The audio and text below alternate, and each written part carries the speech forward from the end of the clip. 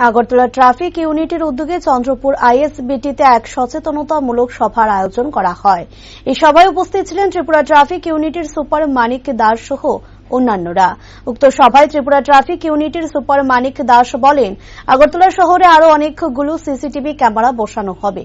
তিনি বলেন, যেসব নাগরিক ট্রাফিক আইন ভঙ্গ করছেন, আমাদের সিস্টেম অনুযায়ী অটোমেটিক্যালি আপনাদের এবং যানবাহনের জন্য ছবি আমাদের হাতে চলে আসছে।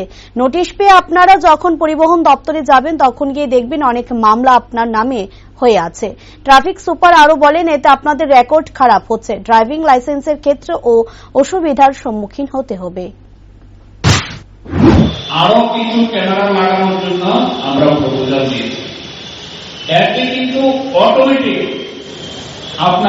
আপনি হয়তো বুঝতে পারছেন না যে আপনি ট্রাফিক রুল ভায়োলেট করছেন, কিন্তু আমাদের যে সিস্টেম সার্ভিলেন্স সিস্টেমে সেটাতে কিন্তু আপনার ফটো যেটা এগেইনস্ট ট্রাফিক রুল ক্যাপচার হচ্ছে সিস্টেমে, এটা আপনাদের এগেইনস্টে নোটিশ চলে যাচ্ছে। এবং আপনারা যদি মোবাইল অফ থাকেন বা নাম্বারটা ইনঅ্যাক্টিভ না থাকে, ডেডিকেটেড অফিসে গেলে দেখবেন আপনাদের এগেইনস্টে অনেক ফাইন জমে আছে। আর এগুলো কিন্তু আপনাদের রেকর্ডও খারাপ করছে। ড্রাইভিং লাইসেন্স সিজ হচ্ছে, সাসপেন্ড হবে।